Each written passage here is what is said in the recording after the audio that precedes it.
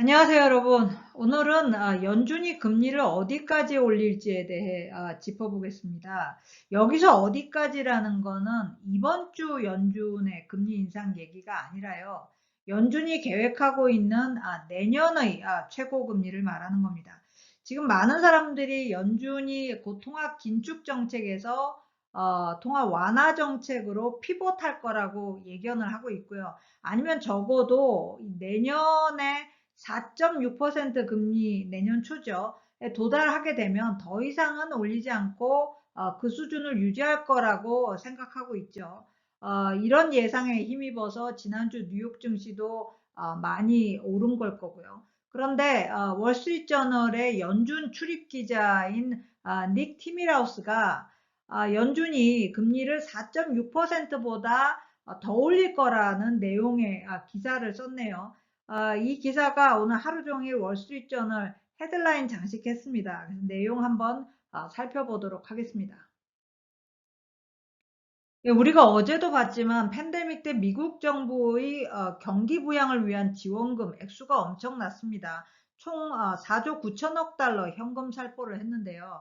덕분에 기업이나 개인 모두 지금 초과 저축을 보유하고 있습니다. 자, 저축액이 많으니까 대출 금리가 오르더라도 거기에 대해서 그렇게 민감하게 반응을 안 합니다. 행동을 바꾸지 않는다는 거죠. 뭐 지출을 줄인다든지. 그래서 연준이 지금 이 원래 생각했던 금리 인상 수준보다 더 올려야 되는 거 아니냐. 또 그 높은 금리를 유지하는 기간도 더 길어져야 되는 거 아니냐라고 생각을 하고 있다는 거죠.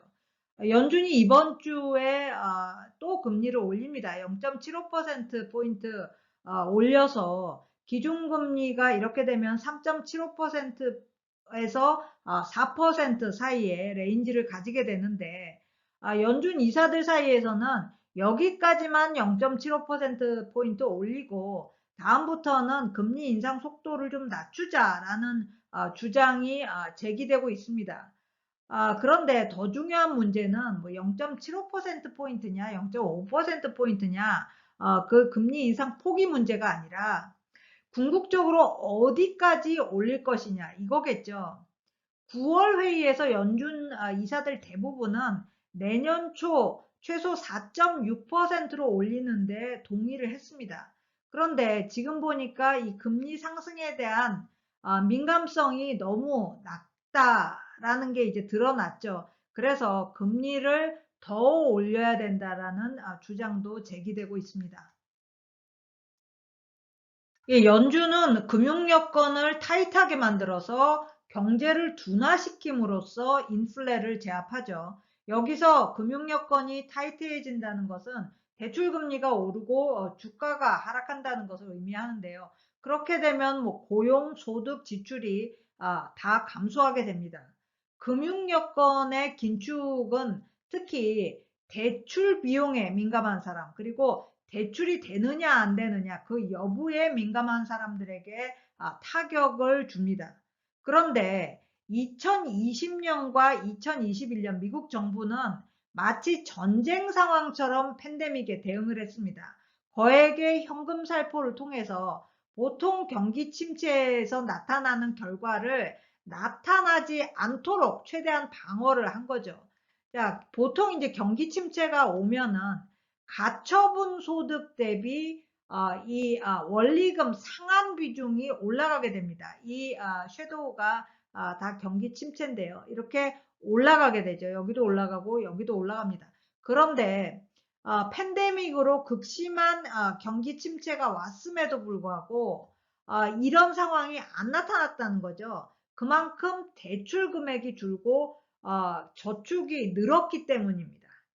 그 결과 민간의 이 대차 대조표는 역사상 가장 건강한 수준에 도달하게 됐습니다.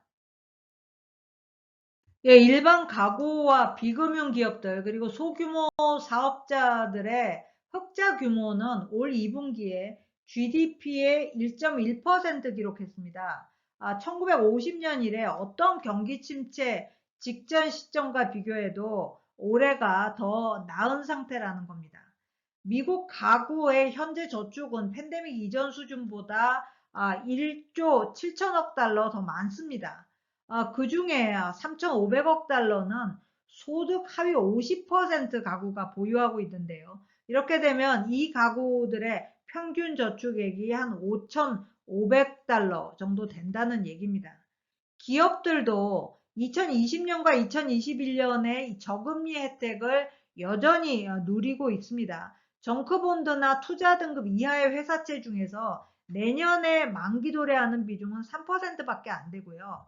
후내년에 만기 도래하는 비중도 8%에 그칩니다. 주정부와 지방정부들도 역시 현금을 풍부하게 가지고 있습니다. 예, 현재 미국 경제는 주택시장 빼고는 다 양호합니다. 연준이 기대했던 상황이 아닌 것은 분명하죠. 9월 소비자 지출 지난 금요일에 나왔는데 8월과 비교해서 0.3% 상승한 것만 보더라도 현재 미국 소비자가 지나치게 건강하다는 거 알 수 있습니다. 기업 실적도 기대 이상으로 나오고 있고요. 노동시장도 여전히 타이트한 상태입니다. 임금과 복리후생을 합한 이 노동 비용 지수는 전년 대비 5.6% 상승했다고 이거 역시 지난 금요일에 발표가 됐습니다. 예, 그렇다면 이제 연준은 어떻게 해야 되느냐, 이 중요한 질문이 남아있죠.